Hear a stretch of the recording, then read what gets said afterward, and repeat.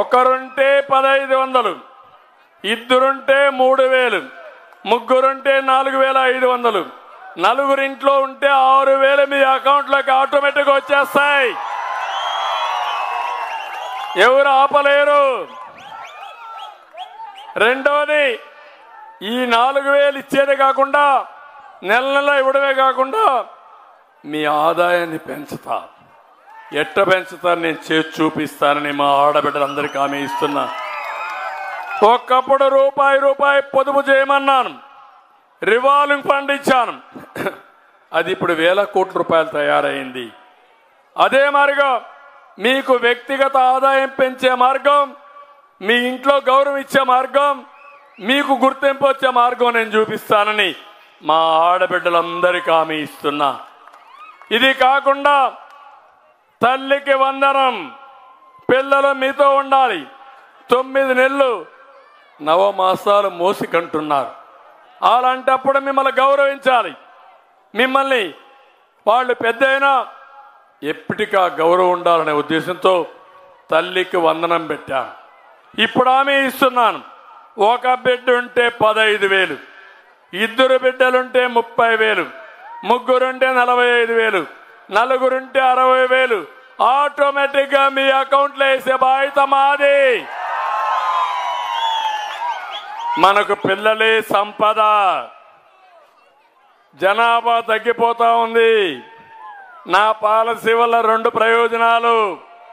ఒకటి, జనాభా స్థిరీకరణ చేయడం, ఆడబిడ్డలను ఆదుకోవడం. ఈ 2 జరుగుతాయని మీ అందరికీ హామీ ఇస్తున్నా. 3, ధరలు పెరిగాయి, తగ్గిస్తాం ధరలు. నేను వస్తానే ఆటోమేటిక్గా ధరలు నియంత్రణ అయిపోతాయి. ఇంకో పక్క వంట గ్యాస్ నేనే ఇచ్చా. ఈరోజు వంట గ్యాస్ పోయింది, ఆటెక్కిచ్చారు. మళ్ళీ సంవత్సరానికి 3 సిలిండర్లు మేము ఆడబిడ్డలకు ఇచ్చి మీ రుణం తీర్చుకుంటా. ఆర్టీసీ బస్సుల్లో ఉచిత ప్రయాణం, ఇది నా బాధ్యత. సురక్షితంగా బస్సు ఎక్కండి, భయపడద్దండి. భద్రతకు మీ ప్రయాణానికి మీ చంద్రన్నే మీకు తోడుగా ఉంటాడు. సురక్షితంగా ఎక్కడికి కావాలని తీసుకెళ్తా. బస్సు ఎక్కుతానని చెప్పండి.